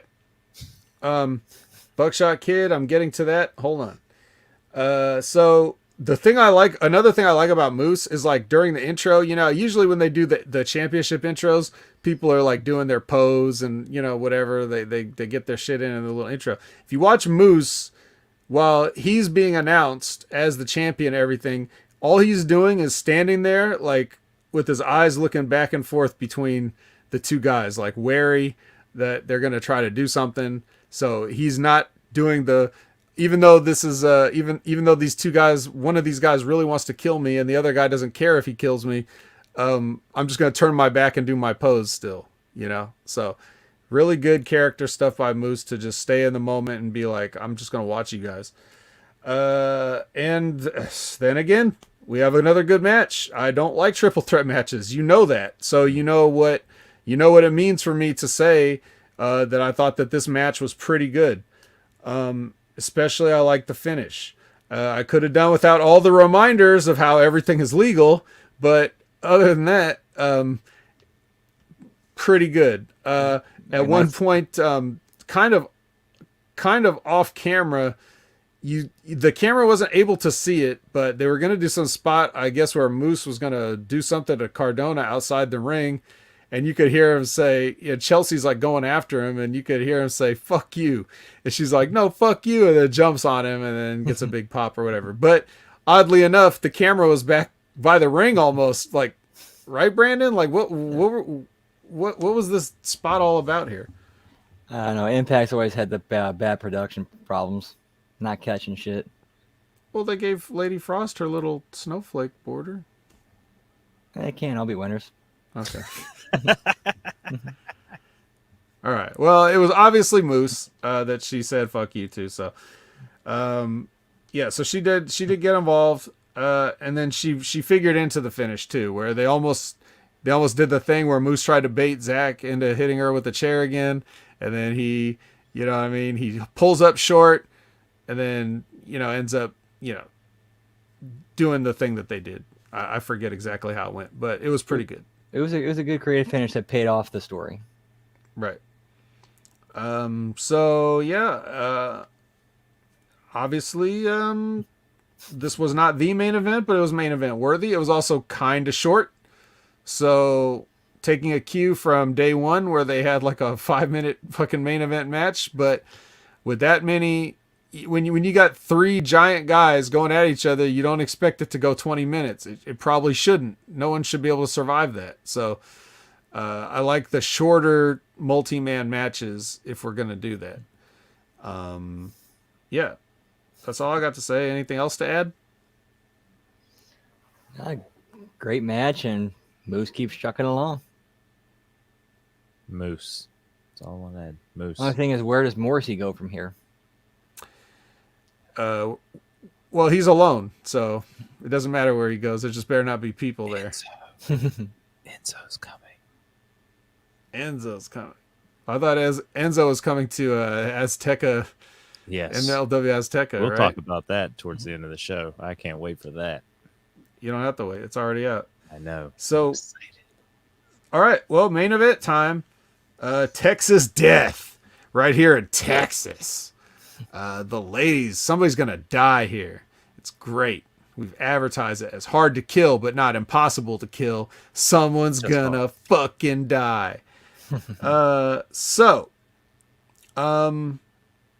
mean, it was good. Colin, this is the only match you watched of all the shows that we're talking about. So why don't you just take it away? Why don't you cover the entire thing with a full review? Well, let's get Brandon's thoughts first on the outfits that we had coming out to the ring. Deanna looking very serious with her Virtuosa t-shirt, and we had she dressed for a street fight. Yeah, she's dressed for a street fight. Now, Mickie James thought she was going to a Texas rodeo death match, as she showed up with the chaps, which I thought she was going to take off as they started the match, but no, she wrestled in them. Vet. Now, have you ever wrestled in like long, flowy type of stuff, either of you? No. I could see it getting like under her boots while she was walking, and the chaps were just too long. She looked great, amazing. And Brandon, I'll get your thoughts on that too. And then later on in the match, she actually took the chaps off, which I was kind of surprising because I figured she would take those off to begin with. It's like taking the straps down, Yeah. Now you're serious. I'm taking the chaps off. Yeah, The other thing about wearing the chaps is like all the fringe on those chaps could poke somebody in the damn eye. You know what I mean? That It can is be true. dangerous like that too. That is true. A lot of frills on her chaps going into it. Ladies with the thumbtack spot in this match, which was kind of funny. It was a little distracting, but I enjoyed it, and I'm glad that the ladies took that time to try to broaden their horizons and throw the tacks in there. You could tell when Mickie James first took that tack attack that she took, she did not like it. She was freaking out. She got them all over her. She was, like you said, caught in the moment where she wanted to take them out, but she still has to sell that she's hurt and she can't because the camera's like right on her and the ref is like right in her face. You just see her kind of picking them out.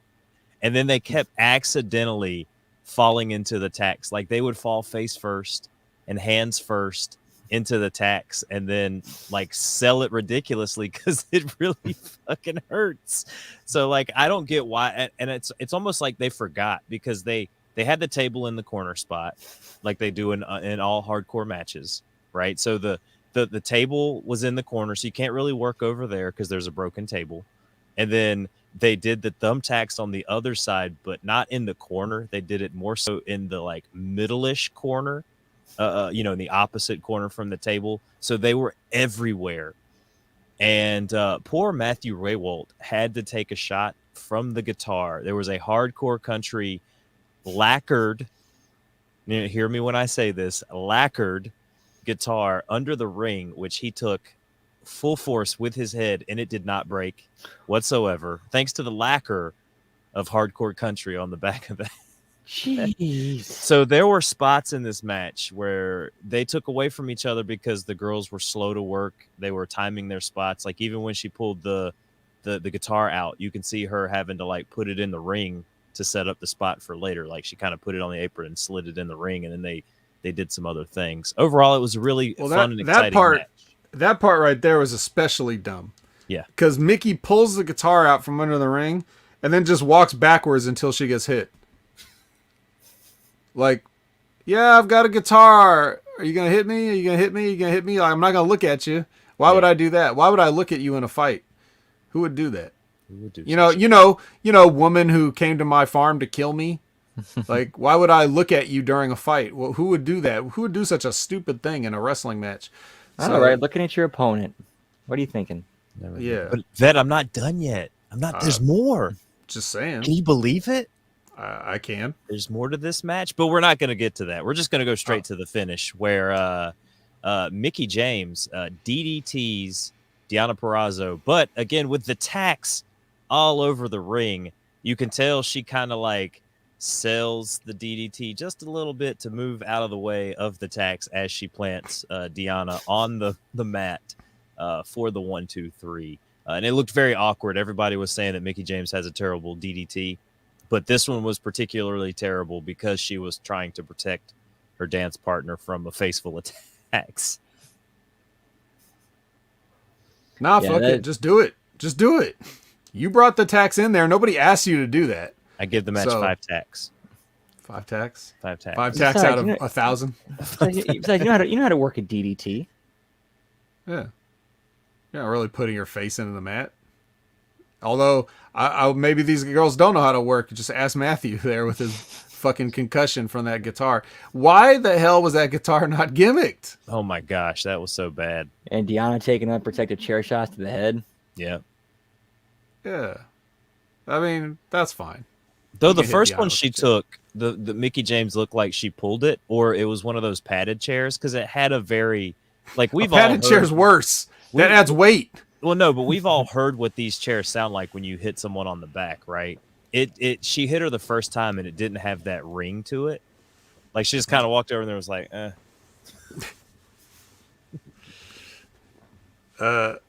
Yeah, well, whatever. I mean, look, this is it's not ballet, right? Because ballet requires serious skill. So this isn't it. But if you want to see two women sloppily attacking each other with random things that you would never attack somebody with, this is a match for you. And apparently Buckshot Kid and Canada Spaceman want more of that because they're excited for Roxy showing up as the ROH invasion continues. So you're going to have another terrible green female wrestler going in there. Yeah, I've never seen this person. Who is this? I'm not familiar. Is she bad? Oh, I don't know. I've never seen her. Is she better than Lady Frost? Guys in the chat, is she better than Lady Frost or not? One's in the chat if she's better than Lady Frost. 2's in the chat if she's not. She's clearly a champion and Lady Frost isn't, so that means absolutely nothing. Kayfabe Vet. Jeez. You and your insider terms, Matt Stryker. Well, you just said kayfabe, so Produced by Mark Kayfabe. yeah. Kayfabe, she's dead. Yeah, Isn't that who Jimmy Snuka killed? maybe. Allegedly. Allegedly. Look, they're excited for her, and they don't recall any Roxy matches. That's just how great she is, Vet. Right. If Canada Spaceman doesn't know who a woman is, then I have no hope. No, they still exist. They're going to have shows in April. Yeah, didn't you watch the show, Buckshot Kid? Did you watch Ian our show? Riccaboni said. He said back in April. That's just a scant 3 months away. Kibbles and Bits, judging by her look, may be the same.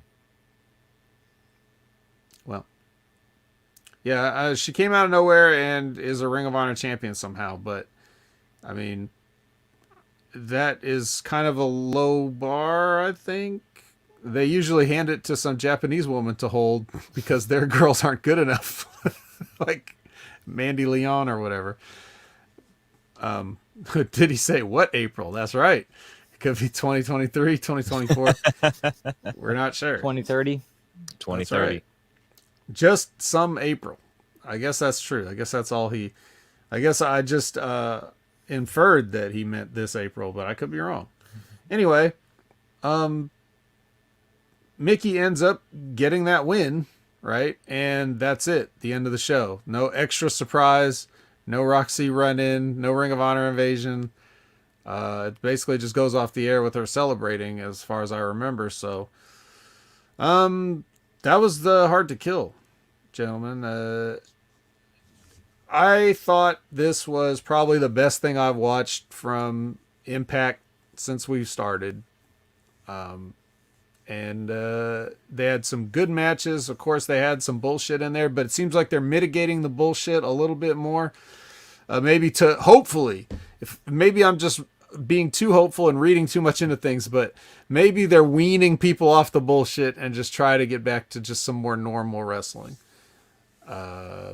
So we'll see, but we'll also see how far does this partnership extend to the WWE. I'm not even calling I jokingly say partnership. It's not a partnership. I don't know what twisted motivations they have for inviting Mickie James to the Rumble. Is she going to get there and find out that the Women's Royal Rumble this year is like a pudding Royal Rumble and like everybody has to get in the pudding pool and throw each other out, like just to get one last dig in? I don't know. She gets in and just immediately gets thrown out.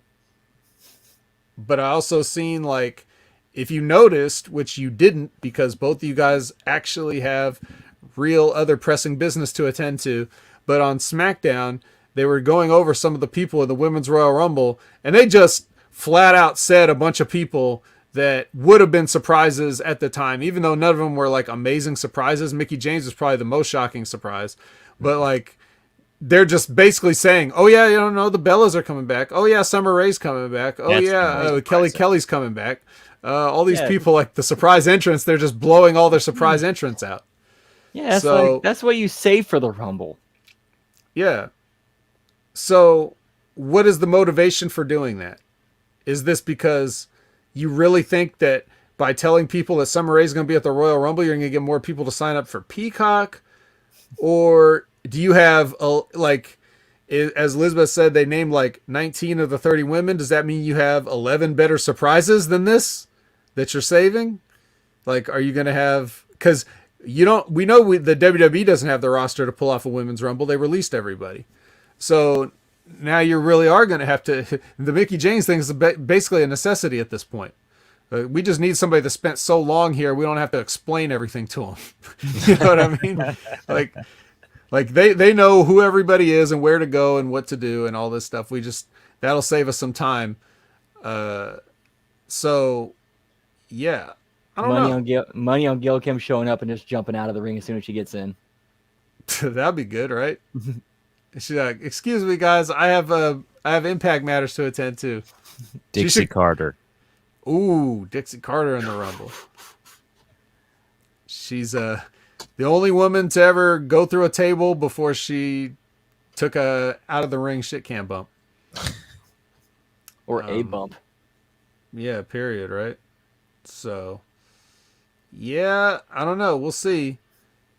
But it is interesting to look at because the WWE generally does not acknowledge the existence of people, even once they, once they're gone or whatever.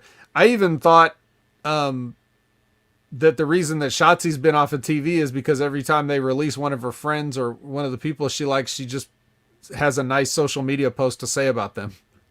So it's like, all right, kid, you're off TV now. No one's going to say nice things about our former employees. But, a question for me. That can it be that all the women who come back are because the WWE needs stars, which now they do not have, and so they beg anyone to come? I would say that, except who did I say? Summer Rae, Kelly, Bella Twins. Are they major stars outside of wrestling? No. Is anybody going to do something that they wouldn't do because of these women? No. They're happy to have them. I like all those women, actually. I personally like Kelly. I thought I told a funny Kelly story about the time that she had to wrestle one of the she had to practice her chain wrestling with one of the other guys that was wrestled in basketball shorts from the 80s and was sweating profusely all the time and left puddles of sweat everywhere he went, and she had to wrestle him. And I was like, sorry. I apologize on his behalf. Michelle McCool is another one that was announced. So these are all WWE familiars, but I wouldn't necessarily say they're draws in any sense. The Bella Twins would be the biggest ones, and I still wouldn't necessarily say that they are. So yeah, I don't know. I don't really think so. The WWE, are they desperate? Yes. Yeah, the only one missing is Santina. Maybe Santina will show up. That might be one of the other mystery people. I don't know. I don't know.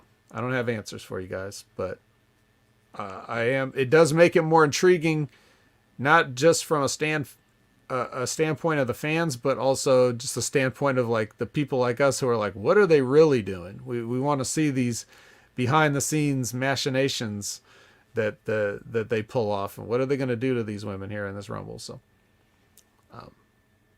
but yeah. As for Hard to Kill and Impact, I think that just about wraps it up, though. That does.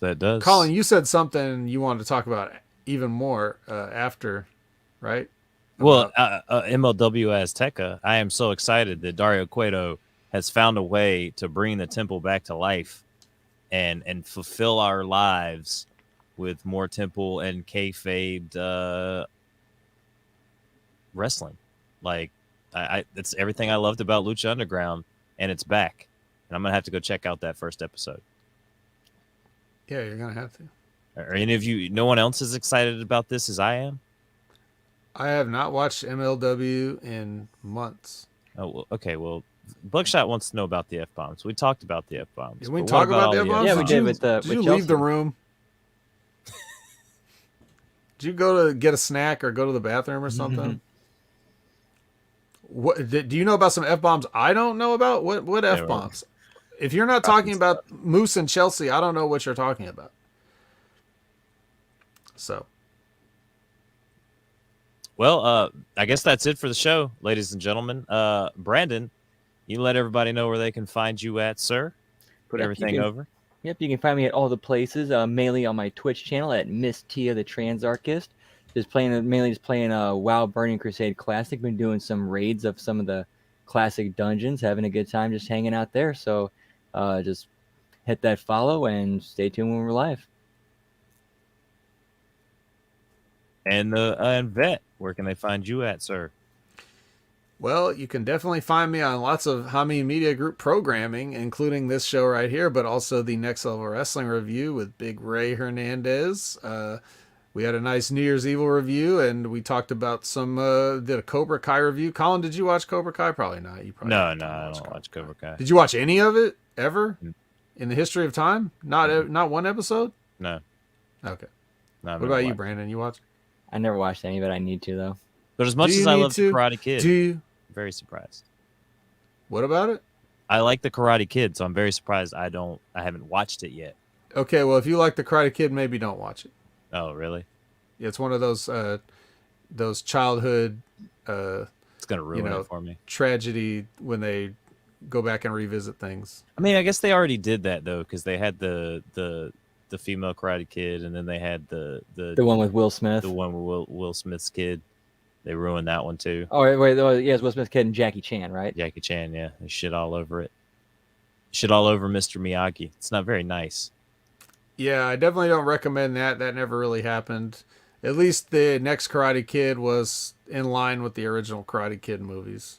Like this was my point. And somebody said something on Twitter, I think, that I don't sell it, so I wasn't going to say anything. But you guys seen all the original Karate Kid movies, right? Yes. Okay. No, Brandon, what? No. Did you just shake your head? You never seen one Karate Kid movie? Nope. You son of a bitch. Oh man, Listen. you have homework for real. Yeah, you have to watch the original. Just watch the first one. You don't have to watch the other ones unless you want to, but just watch the first one because Just watch it. The Hillary 'cause Swank here's- one? No, Huh? no, what? the Ralph Huh? Macchio one. The Hillary Yes. Swank one? No. No, unless you watch the first three, then you can watch that one. So, all right, so Colin, Yes. those movies, they are not played for laughs, right? Those are legitimately good movies, especially Yeah. the first Karate Kid it's not like it's dead serious like, like It was the one of the most solid '80s movies. well, it's a solid movie. Any Yeah, any solid. era, any decade. The only thing bad about it is it's called The Karate Kid. Cuz that makes it sound like something childish and dumb and corny from the 80s, right? But if you actually watch the movie, it's legit. Like it was nominated for Academy Awards and all kinds of stuff, right? So it's like Even the second one was still really, really good. the second one was really good. The third one was the third one has aged better, but at the time it was sort of unnecessary, right? Yeah. Well, but that's what I mean. Like they're saying like, so the guy was like, I said that the writing on this show is shitty. You know what I mean? On Cobra Kai, I think it's a shitty scripts and everything like that. And he's saying like I'm taking it way too seriously, and the dialogue was meant to be bad. And I'm like, to who? The original Karate Kid dialogue wasn't bad. And I also don't think a show from today gets a bunch of writers in a room and says, all right, guys, make sure you make this as shitty as possible. We want this to be shitty. We want to make all our jokes unfunny, and we just want everything to be awkward, and we don't want to do a good show. I'm sure that's everybody's thought process when they were making it, right? So if you're a real fan of the Karate Kid, you can sample it, but I wouldn't expect too much if I was you. I called it Karate Kid Blackface on the Next Level Wrestling review. So I think I did hear that. I believe I did hear that. I heard that. okay, I'm glad you heard that. I hope you know what I meant by that. So anyway, you can hear all kinds of controversial commentary and reviews on the Next Level Wrestling review.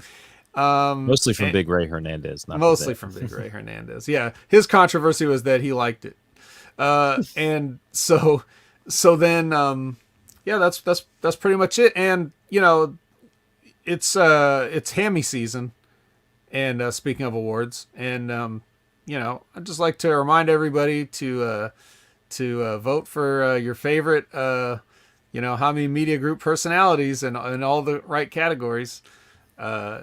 And that I want to take them all home. I want the whole shelf to just be hammies. So help me out with that. I'm sure you can find it in your heart.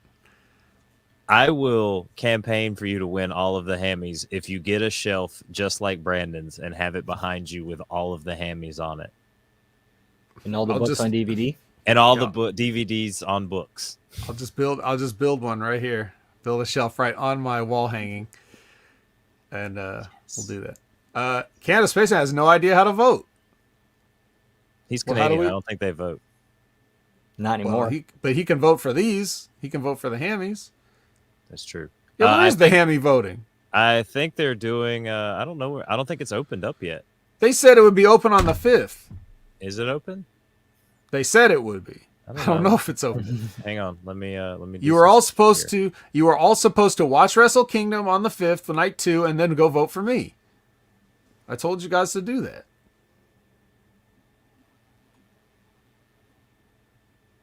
Well, in any case, as Colin is pulling this information up right now, definitely, when you get a chance, or you find out, or we know how to do it, because we've only got a week left before they're doing the hammies, so we need to give people actually time to vote for it. That is true. I'm on the Hameen Media Group Twitter page, and there's nothing about the hammies. So, all right. Well, Oh wait. Best of 2021 coming soon. Who will be taking home the hammies? Best of voting begins 1/5/2022. Winners announced live on YouTube 1/17/22. But I don't know where to go to vote because it doesn't say. And I oh my haven't God! listened. In 1 minute, oh my God! It is now 6 days from Pacific Standard Time. You are running out of time. Everyone's running out of time right now. Let me see if RBV has it on his thing, or Ben does. Let's check Ben. Well, yeah, I haven't even seen the categories.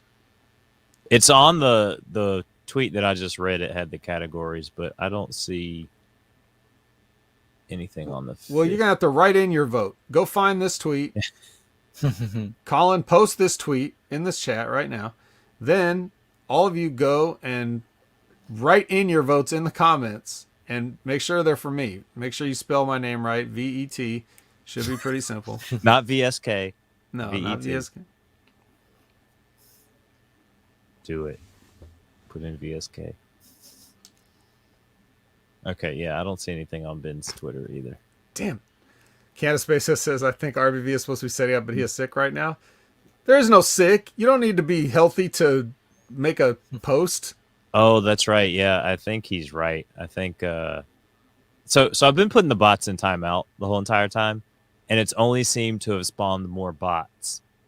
Because now we have like 2 in here.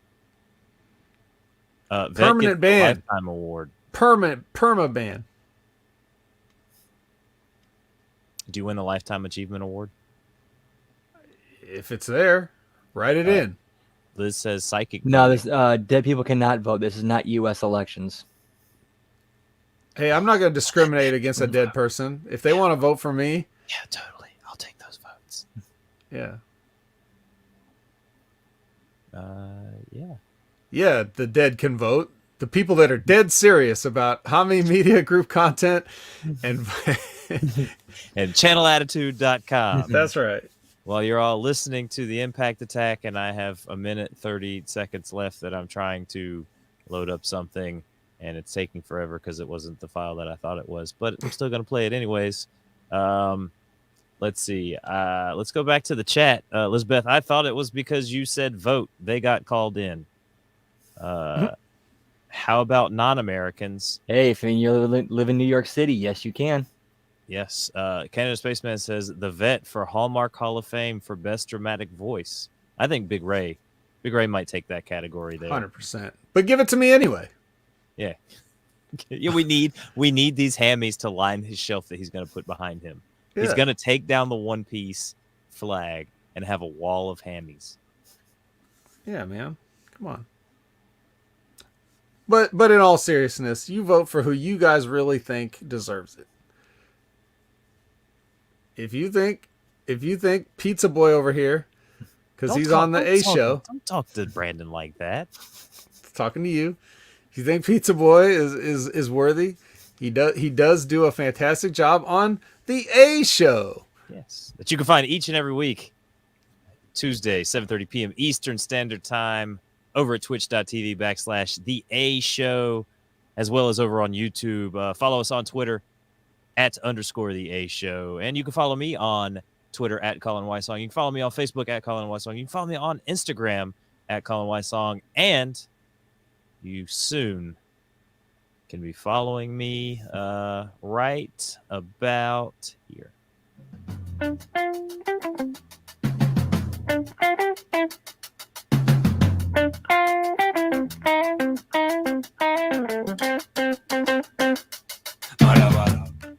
Big Ray Hernandez and I are bringing back a show some of you may not know, but it's quite ridiculous. It's quite random.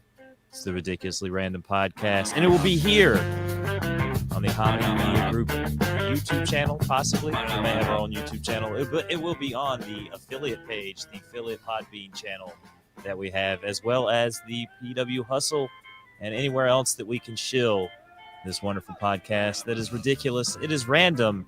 It is the Ridiculously Random Podcast, again, hosted by Big Ray Hernandez and myself, future 2022 Hammy Producer of the Year, Colin Wysong. There can only be one. There can only be one. And he's here on Your Impact Attack for the Vet and Brandon. Colin Wysong. We will see you next week. Peace.